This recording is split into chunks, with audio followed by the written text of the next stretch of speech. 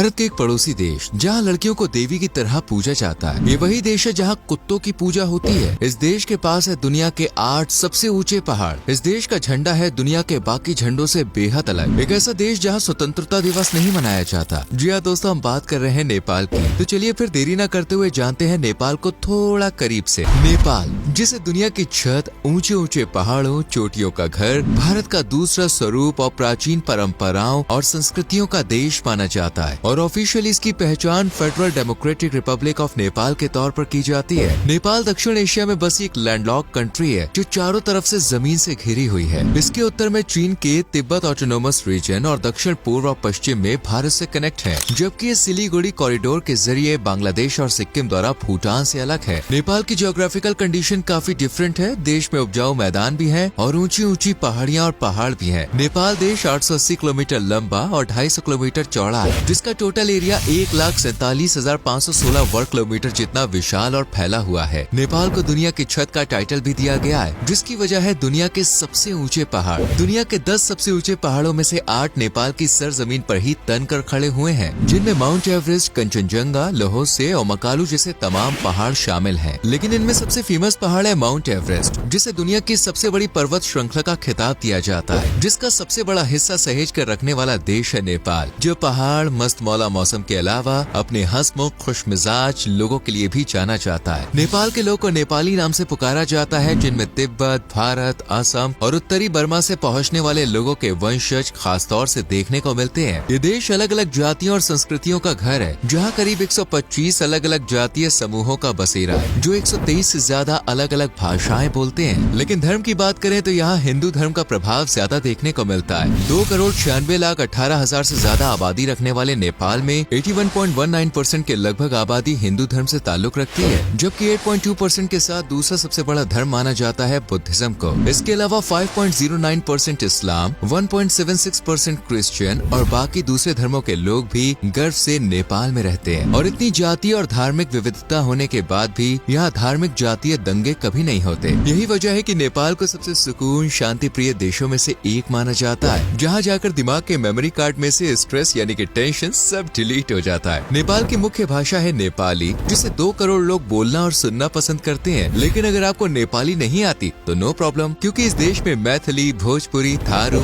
अवधी, उर्दू और कुछ हद तक इंग्लिश जैसी तमाम भाषाएं बोली जाती हैं। इसलिए टूरिस्ट को यहाँ कोई प्रॉब्लम फेस नहीं करनी पड़ती है। अनगिनत भाषाओं और मिलनसार बर्ताव की वजह से ही आज नेपाल सैलानियों की पहली पसंद बनता जा रहा है, और भारतीयों की तो ये सबसे पसंदीदा जगहों में से एक है, क्योंकि भारत और नेपाल के बीच जो दोस्ती है उसका फायदा इंडियन सिटीजन्स को होता है। नेपाल उन्हें बिना वीजा देश में सैर सपाटा करने की इजाजत देता है। इसलिए आज नेपाल की टूरिज्म इंडस्ट्री दिन दुगनी रात चौगुनी तरक्की करती जा रही है। आज के समय में देश की 10 लाख के करीब आबादी इस इंडस्ट्री से अपने घर का चूल्हा चौका जलाती है, जबकि जीडीपी में भी टूरिज्म सेक्टर का कंट्रीब्यूशन ऑलमोस्ट 6.7% तक का रहता है। 2018 में इंटरनेशनल टूरिस्ट की संख्या ने 1 मिलियन के आंकड़े को भी पार कर दिया था, और इसी तरह साल साल यहाँ लोगों का मेला लगा रहता है। टूरिज्म सेक्टर के अलावा यहाँ का मेन सोर्स ऑफ इनकम है खेती बाड़ी, जो लोगों की न सिर्फ सादगी का बयां करता है बल्कि देश की जीडीपी और घरों का खर्च उठाने का भी एक जरिया है। एग्रीकल्चर सेक्टर देश की जीडीपी में करीब 33% तक की हिस्सेदारी रखता है, और यहाँ की मुख्य फसलें हैं rice, wheat, fruits, jute, textile, जिन्हें दूर दराज देशों में भी एक्सपोर्ट किया जाता है। इसके अलावा service sector, mining, hydro power industries भी देश की इनकम में इजाफा करने का काम करती है। इसलिए नेपाल के लोग हंसी खुशी जिंदगी गुजारते हैं, और जितनी मेहनत से ये लोग रोजी रोटी कमाते हैं उतनी ही शिद्दत से पढ़ाई भी करते हैं। 2021 की वर्ल्ड बैंक रिपोर्ट के अनुसार यहाँ का लिटरेसी रेट 71% से भी ज्यादा था, जिनमें मेल्स फीमेल के अकॉर्डिंग ज्यादा पढ़े लिखे हैं। भले ही आंकड़ों में लड़की लड़के के बीच काफी फासला नजर आ रहा हो, लेकिन असल जिंदगी में ऐसा बिल्कुल भी नहीं है। बल्कि नेपाल तो वो देश है जहाँ लड़कियों को देवी का रूप माना जाता है और इनकी पूजा की जाती है। यहाँ की देवी को कुमारी के रूप में जाना जाता है, जिसका मतलब होता है कुंवारी। धार्मिक त्योहार पर अक्सर यहाँ की कुंवारी लड़कियों की पूजा की जाती है। नेपाल एक ऐसा देश है जहाँ सबको समान अधिकार, समान मान सम्मान दिया जाता है। इसलिए जिस तरह यहाँ लड़कियों की पूजा होती है, ठीक उसी तरह कुत्तों को भी पूजा जाता है। और ये खास नजारा देखने का मौका मिलता है दिवाली पर, जिसे नेपाली भाषा में कुकुर तिहार कहा जाता है। इस दिन कुत्तों को पूजा जाता है, फूलों की माला पहनाई जाती है और साथ ही माथे पर तिलक भी लगाया जाता है। इतने ही नहीं, कुत्तों के लिए अलग से खास डिशेस भी बनाई जाती है। वैसे खुशियों की बाहर तो और भी कई त्योहार लेकर आते हैं, जिनमें सबसे सबसे पहले है होली। वो कहते हैं ना, संगत का असर, ऐसा ही कुछ नेपाल का भी हाल है। नेपाल में भी उसी तरह दिवाली होली मनाई जाती है जैसे कि भारत में सेलिब्रेट होती है। होली के रंगों में पूरा देश रंग जाता है और लोग इसे बुराई पर अच्छाई की जीत का प्रतीक मानते हैं। इस दौरान लोग एक दूसरे को रंगों से भिगोते हैं। रंग बिरंगे कलर्स देश की गलियों में बिखरे हुए नजर आते हैं और घरों से महकती लजीज डिशेस और मिठाइयों की खुशबू त्योहार में और स्वाद का तड़का लगा देती है। इसी तरह नेपाल बुद्धा जयंती भी मनाता है, जिसे हिंदू हो या बुद्ध सब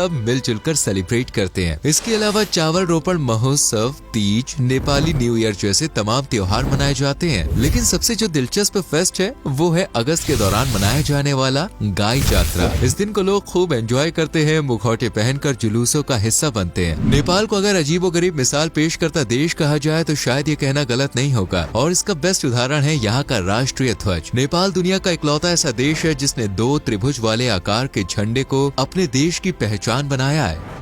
ऊपरी त्रिकोण में चंदा मामा की फोटो है, जबकि नीचे त्रिकोण में नेपाल, हिंदू और बौद्ध धर्म के 2 प्रमुख धर्मों का प्रतिनिधित्व करने वाले सूरज मामा। नेपाल का झंडा सबसे अलग आकार वाला तो माना ही जाता है। इसके अलावा इसे सबसे पुराने झंडों में भी शुमार किया जाता है। नेपाल ने इस झंडे को 1962 में अपनाया था और आज भी ये जस का तसी है। इसमें कोई बदलाव नहीं किया गया है। वैसे क्या आप जानते हैं कि नेपाल दुनिया का वो देश है जहाँ इंडिपेंडेंस डे नहीं मनाया जाता है? जी हाँ, इसकी वजह यह है कि आज तक नेपाल किसी भी विदेशी ताकत के कब्जे में नहीं रहा है। लेकिन इसके इतिहास में झांके तो ये काफी हजारों साल पुराना माना जाता है। नेपाल की जड़ें कहीं न कहीं हिंदू धर्म से जुड़ी हुई हैं। नेपाल पहले तपस्वी मुनि ऋषियों का घर हुआ करता था और एक प्राचीन हिंदू ऋषि के नाम पर ही देश को अपना नाम नेपाल मिला। ऐसा माना जाता है कि वो ऋषि इस इलाके में तपस्या करते थे, जिन्हें नेने मुनि या नेमी के नाम से जाना जाता था, और आगे चलकर इस देश का नाम नेमी से नेपाल हो गया, जिसका मतलब होता है मध्य देश या पहाड़ों के बीच का देश। और अपने नाम की तरह ही आज नेपाल पहाड़ों के बीच बसा देश है। शुरुआती दौर में नेपाल कई रियासतों और कुलों में बटा हुआ था, लेकिन 18वीं सदी में गोरखा राजा पृथ्वी नारायण शाह ने इन सभी रियासतों को मिलाकर एक राज्य बना दिया। इन्होंने भाटगांव, काठमांडू और पतन पर जीत हासिल की और नेपाल नाम का एक देश दुनिया के सामने उभरा। 2008 में नेपाल से राजशाही का सफाया हुआ और नेपाल अब धर्म निरपेक्ष देश बन गया है और आज यहाँ हर धर्म को सम्मान और समानता दी जाती है। नेपाल आज हिंदू, बौद्ध जैसे कई धर्मों के लिए बेहद खास है और बौद्ध धर्म के लोगों के लिए तो ये एक पूजनीय स्थल है, क्योंकि नेपाल के लुम्बिनी में ही गौतम बुद्धा का जन्म हुआ था। लुम्बिनी नेपाल के दक्षिणी तराई मैदानों में बसा हुआ है, जिसे 1997 में यूनेस्को ने वर्ल्ड हेरिटेज साइट का भी दर्जा दिया है। वैसे नेपाल को अगर यूनेस्को साइट्स का घर भी कहा जाए तो शायद नेपाल को भी अच्छा लगेगा, क्योंकि देश के राजधानी शहर काठमांडू में 15 किलोमीटर के दायरे में ही करीब 4 यूनेस्को विश्व धरोहर सांस्कृतिक स्थल है, इसलिए इसे लिविंग कल्चरल म्यूजियम के नाम से भी जाना जाता है। इसके अलावा देश में 15 स्थल यूनेस्को की संभावित सूची में है, जो नेपाल को सबसे ज्यादा विरासत स्थल वाला देश बनाने में अहम भूमिका निभाते हैं। पुरानी परंपरा और संस्कृति को दिल में बसाए बैठा नेपाल कुछ चीजों को असभ्य की निशानी भी मानता है, और अगर आप नेपाल में जा रहे हैं तो फिर आपको यहाँ कुछ खास जरूरी बातों के बारे में जान लेना चाहिए। नेपाली संस्कृति में पैरों से किसी भी चीज का टच होना अपमानजनक माना जाता है, फिर चाहे वो चीज खाने की हो, पहनने की हो या फिर कुछ और हो, इसलिए किसी भी चीज से पैर ना लगाएं। इसके अलावा अगर आपको उल्टे हाथ यानी लेफ्ट हैंड से खाना खाने की आदत है तो इसे भी बदल डालिए, क्योंकि उल्टे हाथ से खाना खाना नेपाल में काफी असभ्य माना जाता है। इसी तरह किसी का सर छूना भी अच्छा नहीं समझा जाता है, इसलिए इन सब बातों को याद रख के ही नेपाल के टिकट कटवाइएगा और कोशिश कीजिएगा कि आप नेपाल या उससे जुड़ी संस्कृति परंपराओं के बारे में कुछ उल्टा सीधा ना बोलें, वरना नेपालियों को ठेस पहुंच सकती है। बाकी आपको यहाँ किसी भी तरह की कोई टेंशन लेने की जरूरत नहीं है। खाने से लेकर घूमना तक सब कुछ एकदम चकाचक है। खाने की बात करें तो नेपाल की नेशनल डिश है दाल भात, जिसमें आपको दाल चावल, सब्जियों की करी, अचार, दही जैसी तमाम चीजें थाली में सजाकर सर्व की जाएगी, और इस डिश का जो टेस्ट होता है वो एक नंबर होता है।